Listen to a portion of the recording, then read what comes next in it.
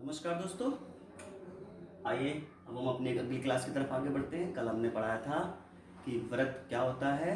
एक बार रिपीट कर देते हैं कि बिंदुओं का वह समूह जिसकी एक निश्चित बिंदु से दूरी समान होती है व्रत कहलाता है। व्रत में त्रिज्या, व्रत की जीवा, व्रत का व्यास और व्रत का व्यास और त्रिज्या में संबंध, ये कल हम बता चुके थे। तो हमारी सेकंड क्लास है व्रत का चाप, आर्क ऑफ सर्कल। तो व्रत का कोई भी भाग, ये देखिए ए से बी तक का भाग हमने डार्क किया हुआ है। व्रत का कोई भी भाग, any part of circle is called arc of circle. तो इसको ए एक्स बी, देखिए चित्र से स्पष्ट हो रहा है, ए एक्स बी लघु चाप यानी जो छोटा वाला पार्ट है। बाकी जो पार्ट बचा है हमारा ये ए वाई बी, ये हो गया हमारा दीर्घ चाप। ठीक है, अगला पॉइंट आता है व्रतखंड। व्रतखंड इसे बोलते हैं सेगमेंट, सेगमेंट ऑफ सर्कल। छोटी छोटी जानकारी है, देखिए चित्र से स्पष्ट करते हैं। ये एक सर्कल हो गया, ठीक है। आपने देखा होगा, हम कभी भी फ्रूट खाते हैं तो किसी भी तरह से उसे काट लेते हैं। जीवा द्वारा, किसी भी जीवा द्वारा व्रत को दो खंडों में बांटा जा सकता है। एक हमने जीवा ले ली, इस जीवा ने इसको दो भागों में बांट दिया। ये जो दो भागों में बांटा, एक भाग ये हो गया, एक भाग हो गया ये बड़ा वाला। तो ये जो भाग है इसका, ये है लघु व्रतखंड, लघु व्रतखंड। और जो बाकी का बचा हुआ भाग है इसे हम कहेंगे दीर्घ व्रतखंड, दीर्घ व्रतखंड, माफ कीजिए, व्रतखंड। ठीक है, बहुत आसान है। मान लीजिए ये आपके सामने एक नींबू ले लेते हैं। नींबू को हमने इस तरह से काट दिया। जब हम नींबू को इस तरह से काट देंगे, नींबू के दो हिस्से हो गए ना, एक हिस्सा ये हो गया बड़ा वाला, एक हिस्सा हो गया छोटा वाला। तो ये जो छोटा भाग है ना, ये इसी को बोलते हैं हम खंड, व्रत खंड। देखिए बच्चों, क्लास 9th और 10th में इस पर बेस्ड बहुत सारे सवाल हैं। इस भाग का आपको क्षेत्रफल भी ज्ञात करने के लिए आएगा, ठीक है, इसकी लंबाई भी ज्ञात करने के लिए आएगी। अभी कक्षा 8 में और 7 में इसकी सामान्य जानकारी है, तो आप सामान्य जानकारी अभी लें। आगे जब कक्षा 8 या 9 का जब बताएंगे तब इसकी विशिष्ट जानकारी देंगे, इसका क्षेत्रफल भी बताएंगे। अच्छा, व्रतखंड के बाद अब हमारा अगला पॉइंट आता है, ये हेडिंग बना लेंगे आप,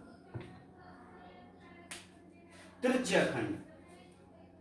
यहां बता देते हैं, अगला पॉइंट हम बताने जा रहे हैं त्रिज्याखंड।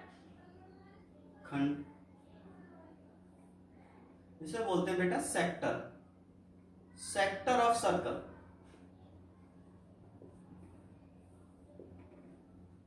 सेब खाते हैं सब लोग। सेब को, ये देखिए, ये एक एप्पल है।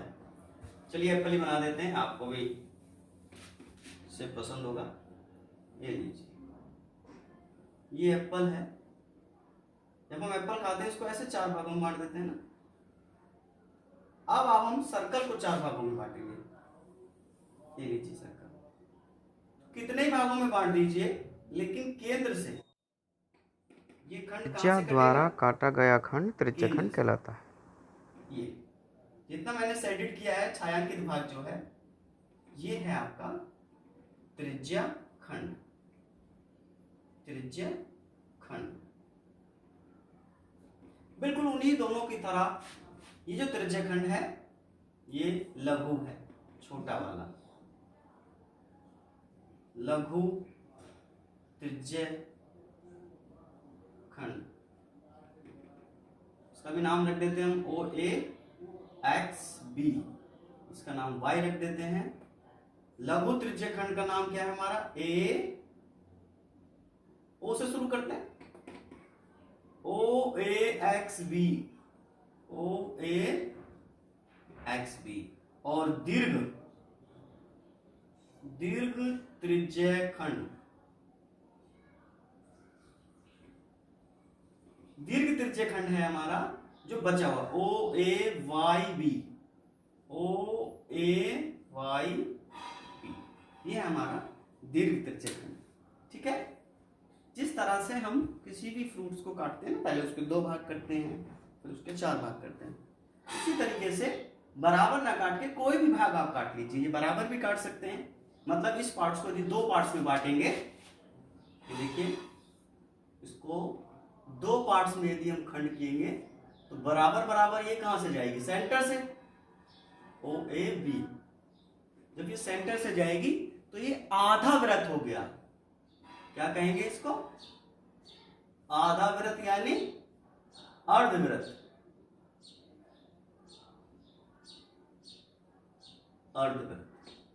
अर्धवृत्त क्या है, अर्धवृत्त भी एक त्रिज्यखंड ही है जो वृत्त को 2 बराबर भागों में बांटता है।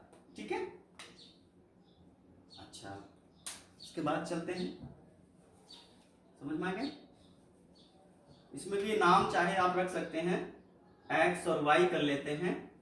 तो लघु वृत्तखंड का नाम हो गया हमारा ए एक्स बी, और दीर्घ वृत्तखंड का नाम हो गया हमारा ए वाई बी। ठीक है, ये आप नोट कर सकते हैं, बहुत बहुत इंपॉर्टेंट जानकारी है, ये आपको बार बार पढ़नी होगी, जिसको आपको समझ में आ जाएगा।